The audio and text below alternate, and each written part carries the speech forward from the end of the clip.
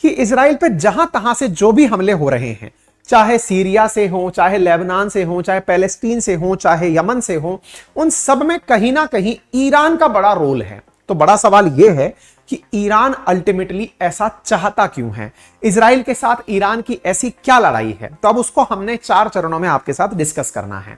देखिए, एक दौर था 1947 से लेकर 1953 के बीच का, जब अंग्रेजों द्वारा यह कहा गया था कि एक फिलिस्तीन को तोड़कर 2 देश बना दिए जाएंगे, इजराइल को वहां पर एक देश के रूप में मान्यता दी जाएगी। लेकिन हुआ क्या, उस दौर में बहुत सारे अरब कंट्रीज ने इनकार किया कि वो इजराइल को एज ए कंट्री एक्सेप्ट नहीं करेंगे।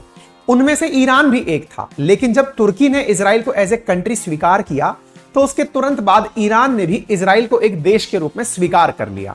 यह पहला चरण था, द्विपक्षीय दौर था। उसके बाद 1953 से लेकर 79 के बीच यहां पर पहलवी राजवंश का युग आया, जो कि मैत्रीपूर्ण अवधि में कटा, यानी एक लंबा समय इजराइल और ईरान के बीच मित्रता के रूप में कटा। देखिए, एक चीज यहां पर समझनी होगी, ये जो अरेबियन पेनिनसुला है ना कंप्लीट, इसके ऊपर अधिकांश यानी मेजॉरिटी मुस्लिम लोग रहते हैं, और यहां पर यहूदी आकर अपना देश बनाकर रहने लग जाएं, यह बात इन्हें ब्रिटिशर्स के द्वारा कही तो गई थी, लेकिन इन्हें मान्य शुरुआत से ही नहीं थी।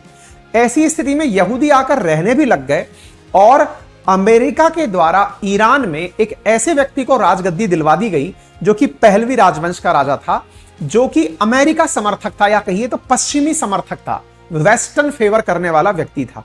उसके राजकाज में इजराइल के साथ ईरान की बहुत अच्छी बनती रही, यानी इनके बीच में कोई भी बिगाड़ खाता नहीं हुआ। लेकिन जनता को पहलवी का यह तरीका पसंद नहीं आया।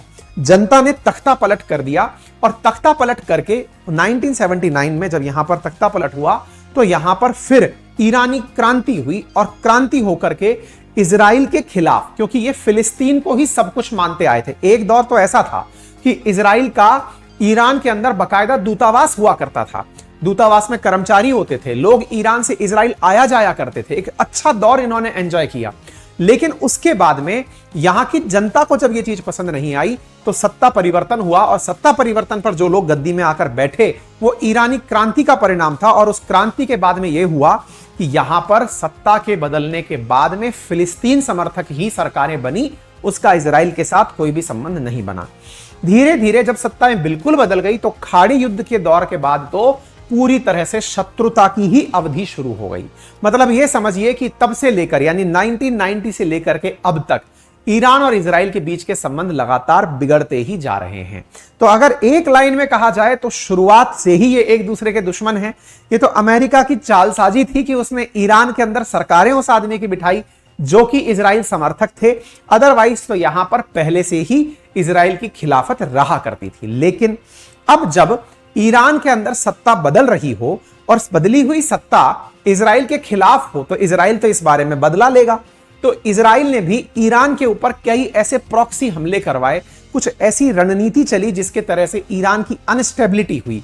ऐसी स्थिति में यह बात निकल कर आती है कि इस अरेबियन पेनिनसुला में इजराइल को लेकर के अमेरिका या वेस्टर्न वर्ल्ड हमेशा एकदम एडमंड रहे हैं कि हम इजराइल के साथ हैं।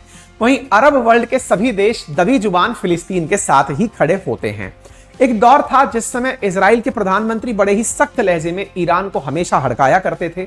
लेकिन जब यहां पर सत्ता परिवर्तन हुआ, तो ईरान पूरी सख्ती के साथ सामने निकल कर आ गया कि हम तो फिलिस्तीन के साथ ही हैं। और यह दौर तब था जब इजराइल के द्वारा 1980s में लेबनान के ऊपर हमला किया गया। तो ईरान ने अपने द्वारा इस लेबनान के अंदर हिजबुल्लाह संगठन को अपनी मदद भेजकर कहा कि तुम्हें डरने की जरूरत नहीं है, तुम्हें असलहा मैं दूंगा। और तब से लेकर अब तक ये जहां पर भी कोई इजराइल के खिलाफ आकर खड़ा होता है, ये उनके साथ जाकर खड़ा हो जाता है, और ये जाकर यही कहता है कि तुम संघर्ष करो, हम तुम्हारे साथ हैं। इसी बीच में अमेरिका ने ईरान को भी थोड़ा सा वापस से सेटल करने की कोशिशें की, जिसमें से जॉइंट कॉम्प्रिहेंसिव जो प्रोग्राम था, प्लान ऑफ एक्शन था, जिसके तहत ईरान के परमाणु कार्यक्रम को अमेरिका सपोर्ट करने वाला था, वो बाइडेन के काल में तो आया, बाइडेन नहीं, ओबामा के काल में तो आया, ट्रंप के काल में पलट गया। ऐसी स्थिति में ईरान और रहा सहा खिलाफ हो गया, क्योंकि ईरान परमाणु कार्यक्रम निरंतर चला रहा है, जिसकी खबर अमेरिका को भी है और इजराइल को भी है। ऐसी स्थिति में ईरान को इनके परमाणु कार्यक्रम से रोकने के लिए इन्होंने इजराइल की साथ ली, और इजराइल की खुफिया एजेंसीज ने ईरान पर कई प्रॉक्सी हमले करवाए, जिसके चलते ईरान के एटमी कार्यक्रम के 3 लोग मारे गए, जैसे 3 जनवरी को ट्रंप के आदेश से जनरल सुलेमानी मारे गए, लास्ट ईयर की बात है। 7 अगस्त को अलकायदा का नंबर 2 अबी अल मासरी मारा गया। और सबसे इंपॉर्टेंट व्यक्ति, यानी कि एक प्रकार से समझिए यहां के परमाणु कार्यक्रम का जनक मान सकते हैं, जिसे मोहसिन फखीरजादे, उसको भी इजराइल ने ईरान में ही मरवा दिया। यानी ईरान जिस आदमी के दम पर यह सोचता था कि यह व्यक्ति परमाणु बम बनाकर देगा, उसी को ही इजराइल ने दूर बैठे बैठे मरवा दिया। इससे ईरान के अंदर लास्ट ईयर हुई इस घटना के बाद बड़ा ही बेचैनी का भाव उत्पन्न हो गया कि यार हमारे वैज्ञानिकों तक को इजराइल नहीं छोड़ रहा है, तो हम इसका बदला लेंगे। इसका बदला लेने के साथ साथ सबसे ज्यादा जो ईरान के अंदर जो गुस्सा इजराइल के खिलाफ आया था, वो जनरल सुलेमानी को लेकर आया था। जनरल सुलेमानी इराक गए हुए थे, बगदाद एयरपोर्ट के बाहर निकल रहे थे, ट्रंप ने अपने द्वारा बम गिरा करके, अमेरिका करे या फिर इजराइल करे, बात एक ही मानी जाती है, अमेरिका ने जनरल सुलेमानी को इराक में मरवा दिया और बाकायदा इसका अनाउंसमेंट किया। तो इससे ईरान के अंदर बहुत जबरदस्त गुस्सा इजराइल के खिलाफ भड़क उठा। उसी गुस्से का परिणाम यह निकला कि इन लोगों ने प्रॉपर तरीके से पूरी रणनीति बनाकर इजराइल पर हमले का प्लान सेट किया। हमास को कहा कि इजराइल के अंदर अशांति चल रही है, इस मौके का लाभ उठाए। हिजबुल्लाह को, हमास को, सबको साथ बिठाकर एक साथ हमले की, इस्लामिक जिहाद संगठन सबको साथ बिठाकर एक साथ हमले की प्लानिंग की, तब जाकर के ये सारी चीजें निकल करके आई। ठीक है ना।